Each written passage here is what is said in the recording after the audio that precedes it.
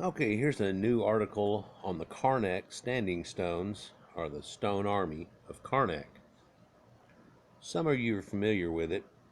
A lot of people I talk to think that it's in Britain itself because it's in Brittany or near there, and that's in France though. But at one time, the borders that were there and so on weren't the same. In fact, the people weren't quite the same, and that actually comes in waves.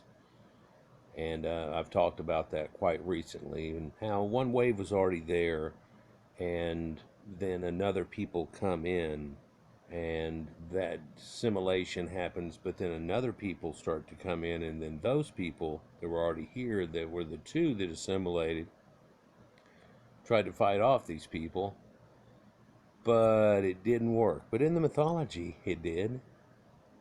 For they ended up being the people that were there that ended up being the time of King Arthur whenever they fought the next people that come in and the Anglo-Saxons and this conglomerate of things. And I don't know if anybody ever makes the connections with names and words. There'll be a couple of those in here, but when I was a kid, Carnack was something that I got to stay up and watch Johnny Carson.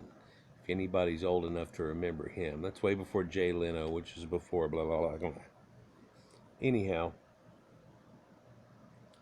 and he would do this act as a magician with a turban on, and Ed McMahon would call him out and say that it was real uh, sealed and secured, that he didn't know the answers, that no one, and he would raise his voice and has seen or been in contact with these. They've been hermetically sealed on Funk and Wagnall's porch since last Thursday or whatever, and da da da.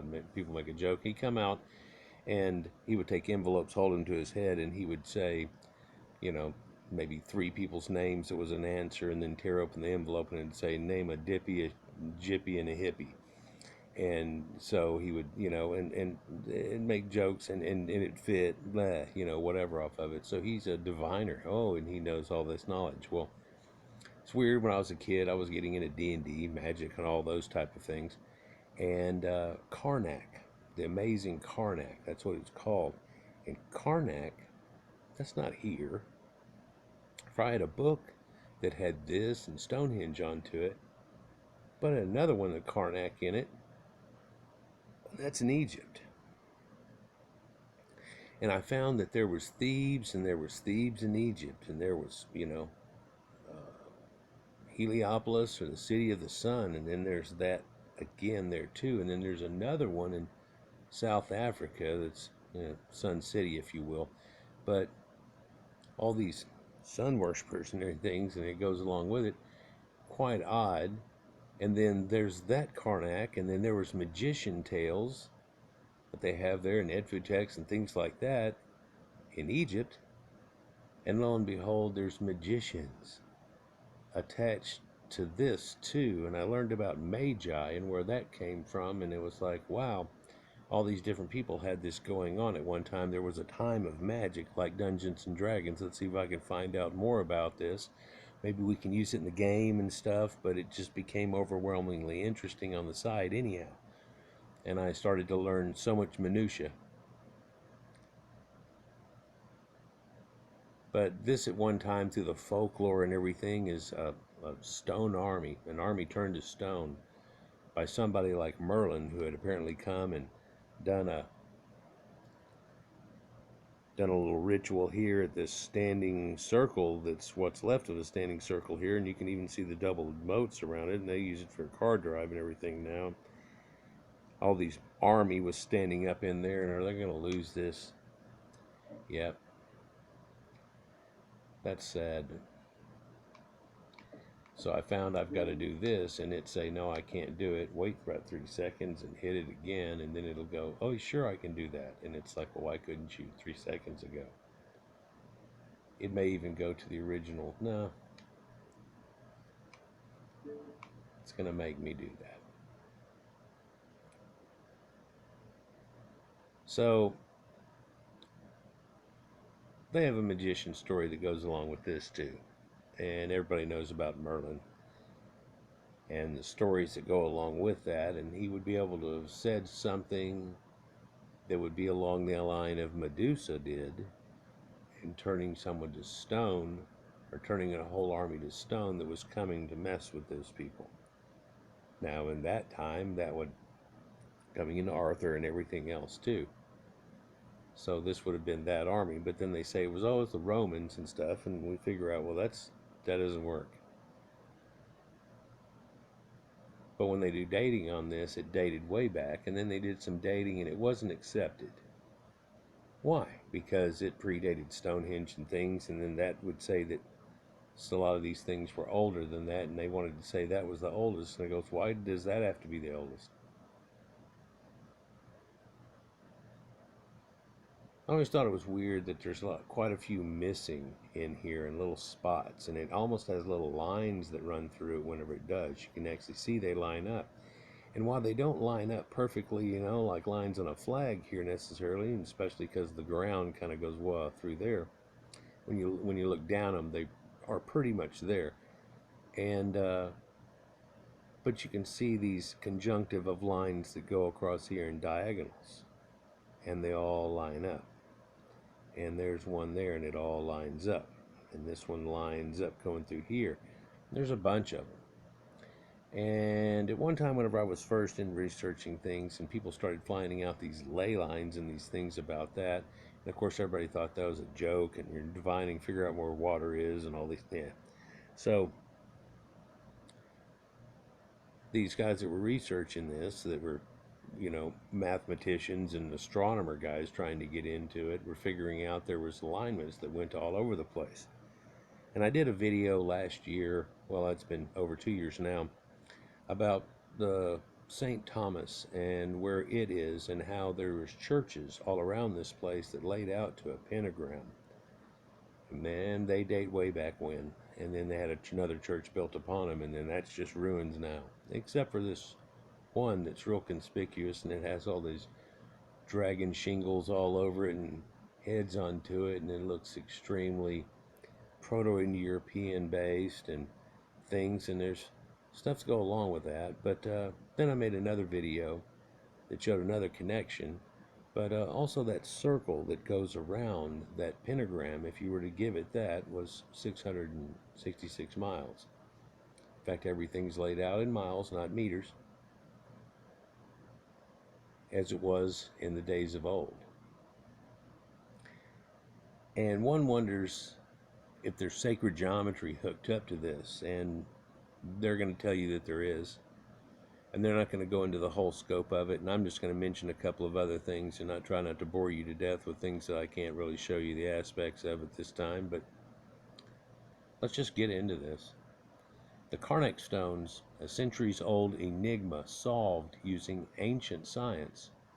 The Carnack stones have been one of the most puzzling archaeological artifacts in the world for hundreds of years. These megalithic stones exist around the village of Carnack in Brittany, France. The stones demonstrate alignments, dolmens, and other ancient geometry, which is considered with other prehistoric sites, but which should not have existed in the period in which they were constructed. That's the discrepancy, but now they go, no, it's even older than what it was. And they're like, hold on. Well, this over here is even a little older. Hold on. Yeah, it went through one of these things.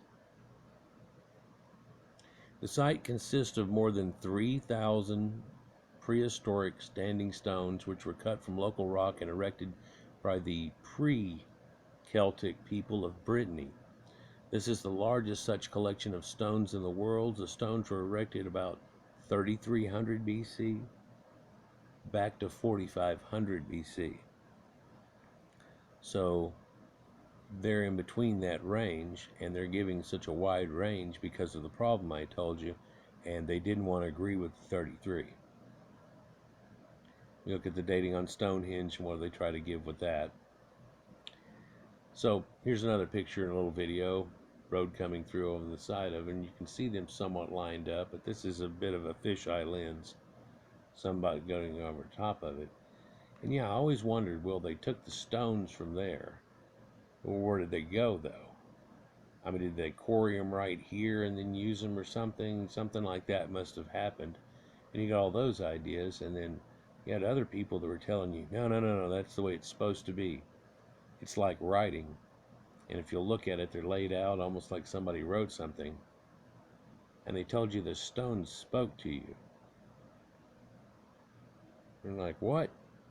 Well, they don't know. But the mad magician, woo, and all that stuff, these stones contain knowledge, and I guess they spoke to him or something. They got knowledge out of the stones.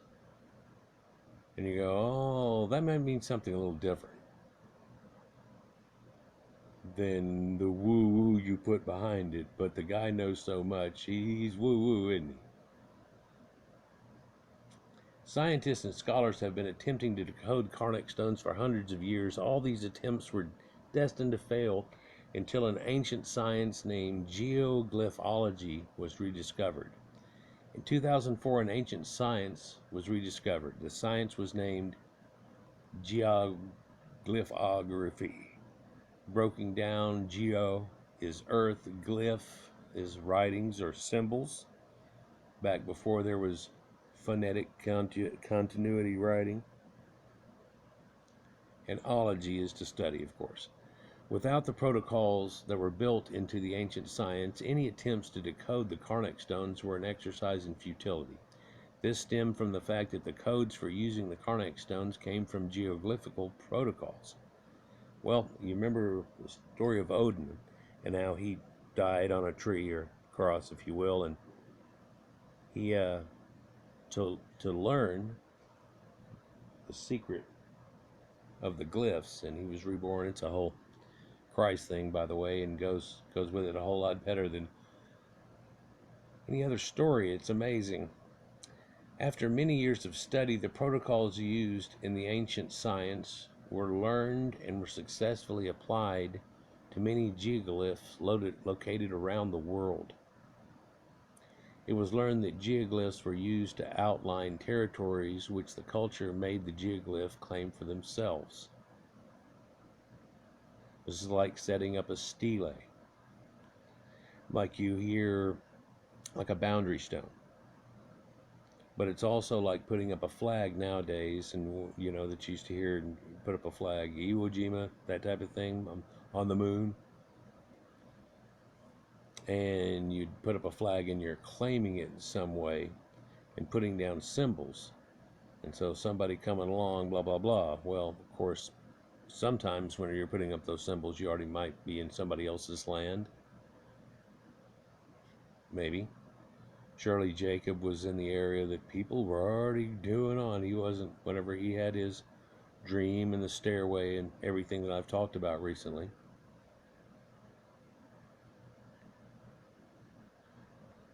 Needless to say, mastering this ancient science and being able to follow cultures and their territories opened up a whole new window into the history of the world. Well, what's he saying there?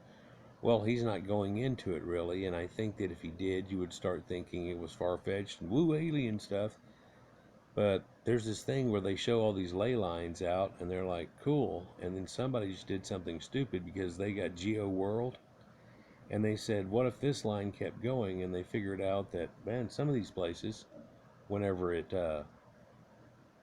shows the ley line running from here and here and through Stonehenge, if you just kept following it, it goes to this certain island, right on it. And if you keep going around, it'll go to a certain Aztec site, and then a certain Mayan site, and then out, and then Easter Island. It runs right across it. And at these sites, there are these ancient rock works which all fit together looking like cells on a plant or something. And it's like, nah. And most of these cultures, we can't accredit them with coming up with that like popcorn, which it looks like. When we look at the Sumerians, we can see something and we can tell where it comes from now, and we can, and all these things, right? But over here, it would have been popcorn for these places that they actually inherited. While hundreds of conventional geoglyphs have been located and surveyed around the world, Carnack is in a class of its own. While Carnack uses the same protocols as other geoglyphs, the way they are applied are unique to the Carnack stones. While most geoglyphic surveys are done by running lines through or parallel to tangible objects, Carnack requires that these principles be applied to the spaces between the stones rather than the stones themselves. As you'll see in the following image, the puzzle is solved by running lines through the center of these spaces between the stones in order to decode the puzzle. The only one pair of stones that, when the line is drawn between them, will position the line directly in the center of the space. So it'll have still the alignment, but then the gap, and they're like, well, if you line up these, what does that line up to? Then there's a few more things to it than that. But once these lines are determined, the rest of the survey continues just as in other territorial geoglyphs. That's not the next sign. That's not the next one either. But here you can see how the land went up and down, and so from that upward angle over there, looking down onto it, it would look like the flags waving in the wind a little bit. But you can see the size of these things, and they're 60, 80 tons. I think there's some of them are 100 tons. Wish we were back at the looking down top view, because I could say something now that if just one thing that size fell out of the sky, still going X miles per hour, and it hit in that area, the whole area would be gone. But then again, that's all about meteors and stuff. So you can see that they have some carving on them and everything too, and they're like, well, that gave them the idea that these were the names of certain officers or things like that, or something that had happened in here, and this was an army. And it could be awoken again, too, if it ever needed to, and da-da-da, and all these things, by utilizing the knowledge that's in there. And you're like, what are you talking about? Then you go to find out that it's hooking up to ancient cities and stuff. Are you saying, okay, so whenever crap went down, they would tell somebody, they'd get all lined up, and they'd go that way, for however many paces it would be. Run. Let's go. Do a thing like marathon. What happened there? You know, you run, go for hell. Well, a lot of these sites on the higher ground, they would have these places where you could burn something. And if that ever got on fire, you knew crap was wrong. And you would go ahead and set yours on fire to let other people know, and you started going that way.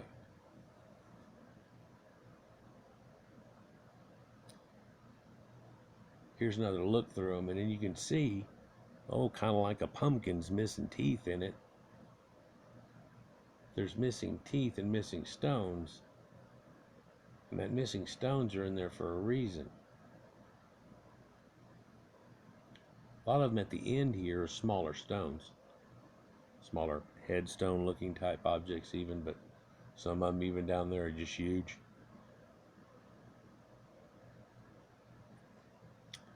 The question up to this point has been, why would a culture move and align so many stones in what was previously considered an abstract manner? Like, why would they line them up? And of course, there's been all the stories I tell you about the, stone army and this, that, and the other, and da-da-da, and you go, okay, that's mythology and stuff. And the Medusa thing went with Greek statues where it looked like real people had been turned to stone because of the realism, and that had to do with Medea, the Medes, and things that came out of that. That's not what goes on here necessarily, but hold on. Where'd those people go? Oh, well, they did end up here. But there's other people too. Yeah, there's different waves and from different places. I described it. Came in waves there, and it ends up Anglo-Saxons and things at the end. But then there's still Vikings and stuff that keeps happening, and Norwegian deals going on, and Danes, Denmark, and Germanic people, and back in the Franks come out of that later, and so on. But it's not what we're really talking about. Okay. Pardon me. Over the past 10 years of studying geoglyphs around the globe, it was discovered that pyramids Stone monoliths and other geological geoglyphs were placed on the Earth in addition to several other uses to map out territories which the builder considered their own. But if you started connecting these sites, it's like, well, the pyramids hook up to Stonehenge, hooks up to this place, and it's like, what? This would say that these people that did these things and laid it out in the first place would somehow just magically ended up in the right spot, or there was a hell of a lot more going on before 4000 BC than we were ever led to believe. And I've been trying to expose a lot of that to you and show it to you, but I try not to do this thing about ley lines and this, that, and the other. It's been done to death a little bit, but it's really true. And I mean, not all of it. These people start putting 10 and 7 together and working, the next thing you know, and you can kind of tell. You'd have to pick through it, but there's a lot of it. If there was just one connection, that would be enough. But if you continue that connection both ways, it either runs into one here or one there as you make a circle around the Earth with it. And one thing that I helped to find out, but I wasn't in, and it come to find out people knew a whole lot more. As soon as I tried to expose it, they're like, oh, look at this. There's this program and you can roll back time and do everything else. And I'm like, yeah, astronomer bastards get a hold of all kinds of things, but had figured out that where Stonehenge is about the place of the moon is at its highest point in 40 degrees. And well, I didn't find that out. I mean, astrologers knew that stuff, and it was in the thing written about it. And I was like, well, hold on, I know that number because that's where they say Stonehenge is. Later we find out there's another one in Germany that's the Woodhenge type sides. It's exactly on that too, making similar alignments. We find Arkham is on that site too. And if we were to look at other places that are along that side, we'd probably find much more. And that's literally just the amount that the moon wavers in its passing of an 18-year period, I believe. Farthest it wobbles up to the north, up to the south. And so that's a sun worshipping temple and the moon, so that's Solomon, the sun and moon type of temple. So what?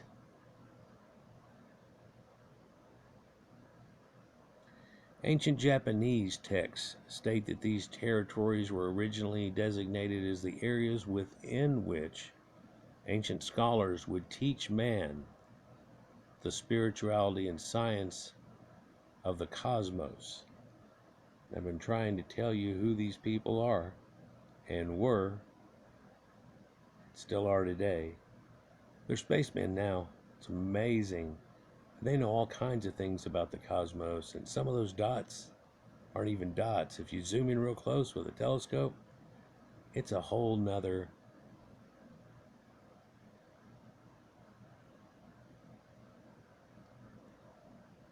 galaxy in itself. And there's one and there's one. And these nebula that are meant of a Greek word for clouds that were blurry spots instead of stars, and like, what's up with that? End up being nebulas, and why we call them that when a star explodes and leaves out its stuff, like Crab nebulas. People were able to notice all these things. It's amazing what we've figured out that the ancients knew about how it all lined up. And really, it was a knowledge that was kept, and just a few hundred years ago, not too many people knew what everybody takes as commonplace today, and it's just, oh, well, we knew that. At one time, it was kept sacred. And it was brought to ancient people like the Japanese through Ainu and so on. But and in China, too, in the Tarim Basin mummies and the pyramids that are there. And one would wonder if they end up lining up with things like that. So there's a close-up that they show you, and they would have to show a bunch of things and to go down into it. It really needs a video presentation, perhaps, but I think the guy would lull you to sleep before you got to really get into it. So there are alignments and gaps, and then they say, well, that and that's in between this gap, and here it goes, and boom, so that's an alignment. and they just don't have any stones in the way in the in-between. And so we're going to give an extra red line to that. Now, they're going to take ones that do a double type and put like a purple line on it or a different color in a minute, but these green ones are showing alignments, and here's your red off of it. It's green, your red, green, your red, green, your red. And that's not all of them that are even right here in front of us.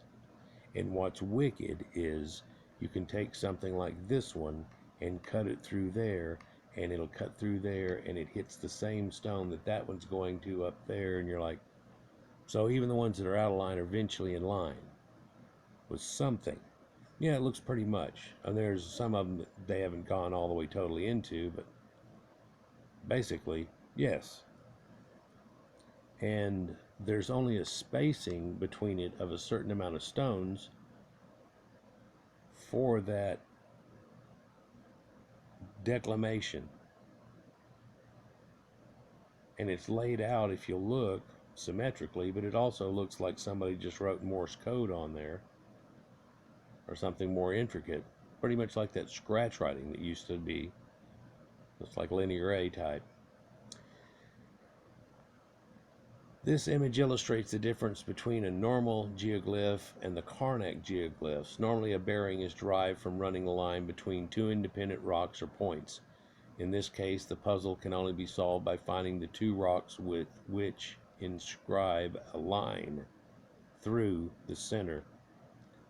Man, this thing keeps losing it. It's got to be because they're pulling up commercials, and they want their commercial to change, and it's causing it to flip. Are you going to do this naturally this time again? No. Okay, so I'm going to come in on it and be at the wrong setting, but here we go again.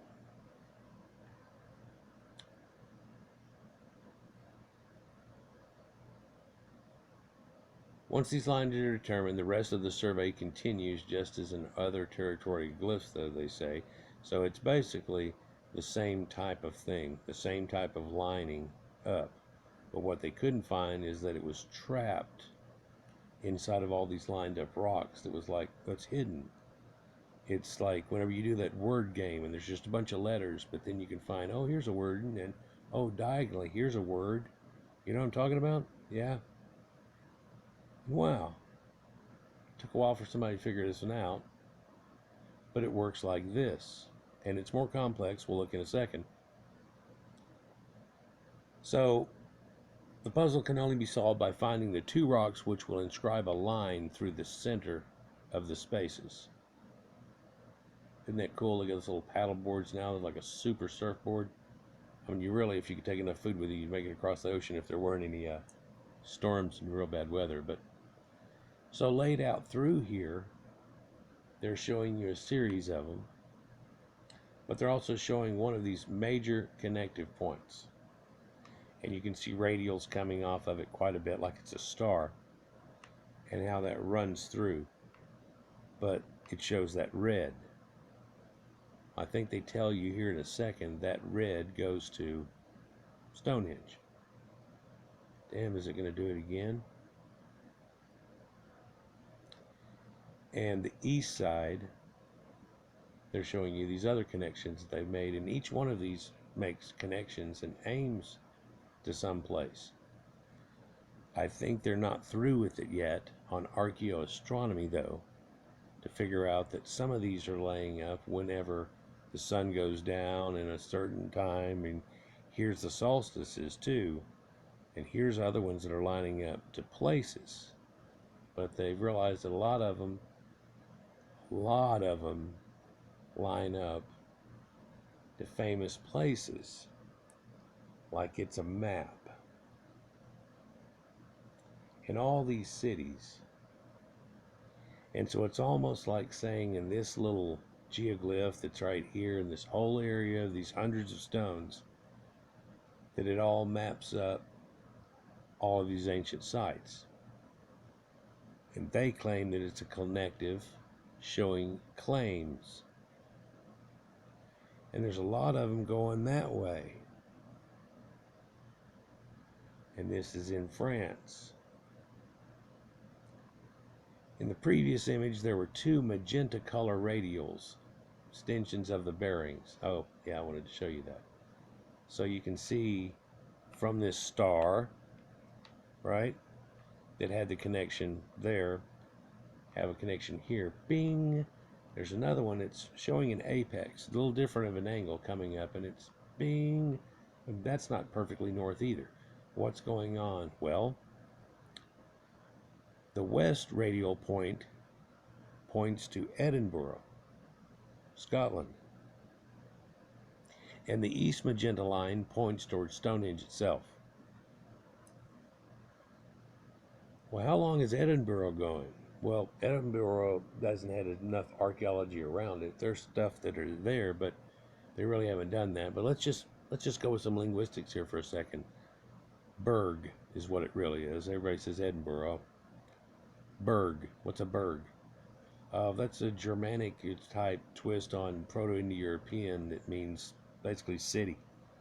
Okay, and what's Eden? Oh, it's not Eden, it's Edinburgh. Sure it's not. What's Eden?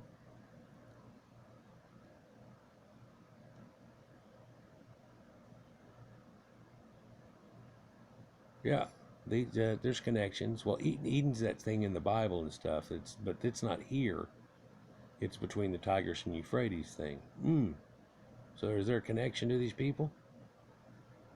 Where did the ancient Sumerians go when everything went? When the land started going to shit?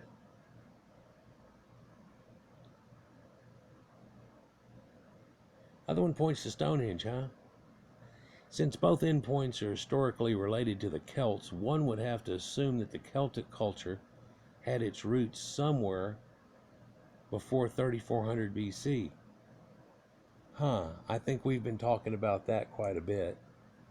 Let's continue. One would also have to assume that these ancient cultures had a detailed knowledge of the earth long before history tells us. Yep, and I've shown you that with the sacred geometry situation. And so that feeds right into this connective.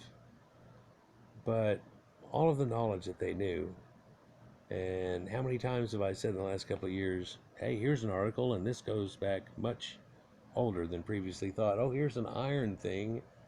Yeah, there's an anomaly much older than that. Here's King Tut's dagger, and it's perfectly made iron. Doesn't even rust.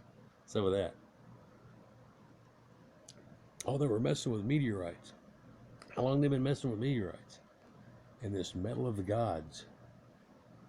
When you figure out King Arthur and the story of pulling stone or sword from the stone might mean something different. For you take stone and you get ore in there, right? You smelt and you make ore, and then you can make a sword. And isn't that amazing? It's like magic. I don't know what he did. He took and melted up rocks, and he ended up making a glorious metal sword. What the hell's going on with that? Some kind of magic going on in there. Dink, dink, dink. I don't know what that means.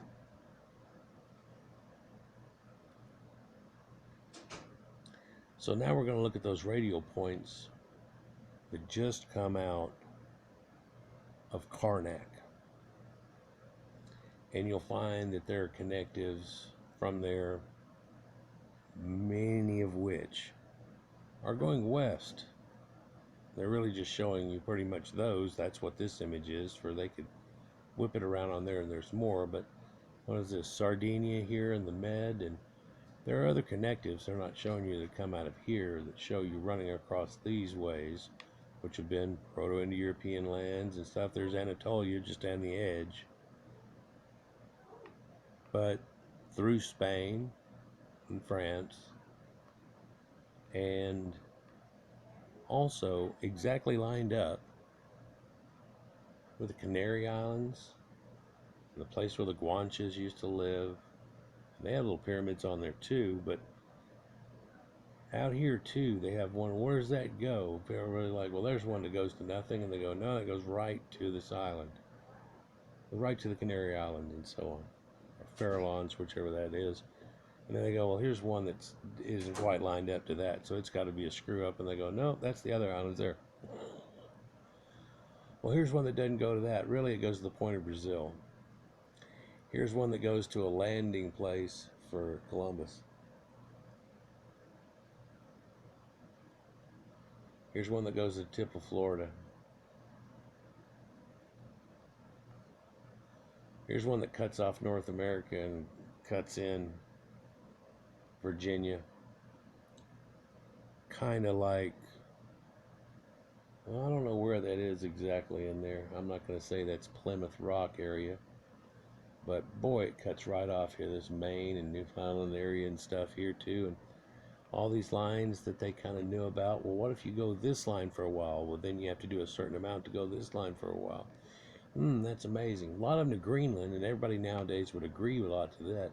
Well, there's one that bypasses that, and it ends up lining up here, and that's where they ended up coming. And we know the Vikings showed up here. Yeah, here's another line. You know, Eric the Red and everything. Did it do any more than that?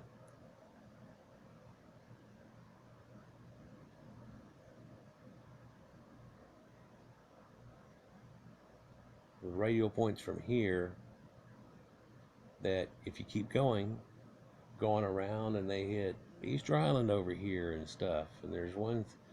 So having trouble loading. So not just that there's an anomaly, people, that hey, it lines all up and then there's this one that points to this one place, but it has so many connectives that you could just see right there, only on this hemisphere over here, that it's making connections to. And well, that's the kind of the voodoo side of making connectives, isn't it? And man, you look at that picture there, you know, and you say, well, these are all just lined up stones, and somebody took them out because some are missing, or oh, it's an ancient stone army of the dead, and it's oh my God, it's got all kinds of information in it. Just like they said, the stones can talk to you if you just knew how to listen. Well, it's got to be lined up. No, how about it's whoopsie? It's the in-betweens and the lineups after that. It's just one more step or another step and a hidden ha-ha-ha. You think the other guys that already knew about standing stones and doing things that may have been kind of to trick them a little bit or anything? Or would they have also known because they know of connectives and everything, and they'd be like, well, they stuck stones out here, but this is your connection. This is your connection. This is your connection. I'm telling you, it goes a layer deeper than this, because before this stuff came out here recently, back in the old days, guides had made a connective through here, and there's a couple of them that are doubled up. And they're like, well, what makes that important? Well, it goes right through Stonehenge, and it goes right through this and right through that. I showed it in one of my other videos. If Biden comes anywhere close, it's been rigged. So isn't that amazing? Stonehenge and Carnack, the monoliths, were constructed at about the same time, or 3400 BC, but it goes back to 4300. But what the original Stonehenge depicted is difficult to say, since a portion was destroyed, and then later, circa 1100 AD, the existing stones were placed on the ground within the circle. The new geoglyphic Stonehenge designate the Celtic territory which existed at the time the stones were placed. And is that signifying their marking stones? If you said, hey, it went to old ancient trade routes and stuff and everything, that's funny.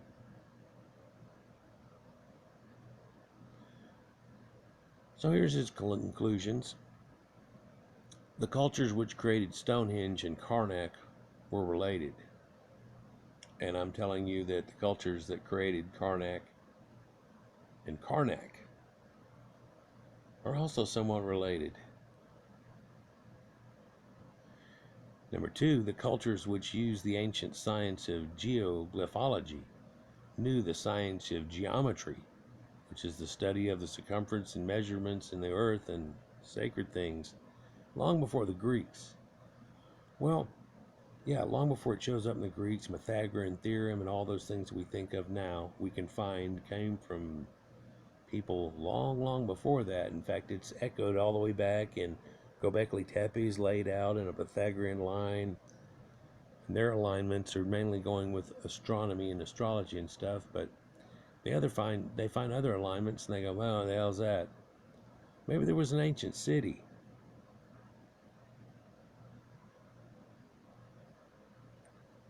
Think about that.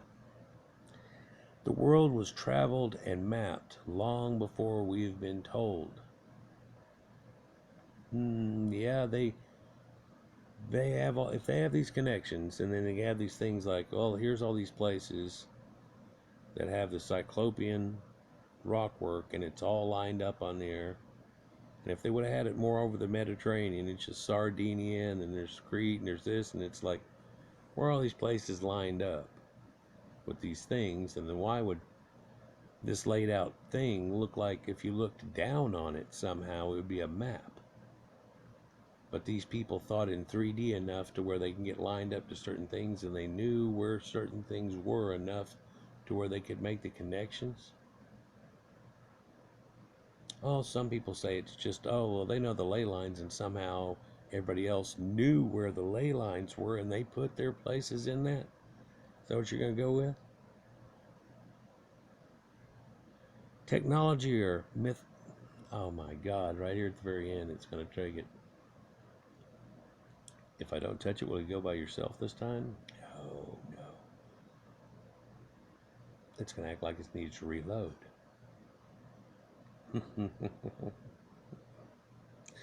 Normally I'd cut this out, guys. I've gotten tired of doing that. Technology or mythical traits was much further advanced than previously thought. Well, that's important. Yeah, all this comes to the idea that there was people that knew a hell of a lot more than what we used to give credit for not too long ago, and still to this day don't. And they don't even know who the hell they are. A lot of them are listening right now, and they're like, what? But who had come from where? When it's always surprising to find out when people know that a lot of their genetics were in the Middle East, in Egypt, in Samaria, in the Far East. Oh, well, I've got some Russian in me? No, no, you're not listening. Russia's a more recent type thing anyhow. Who are the Rus originally? This is different. This is way back machine people. Same people. Same thing. Draw your own conclusions whenever you put that and what I've said and the visuals you've been given today together. What do you think? Let me know down in the comments. There's a lot of things I could say.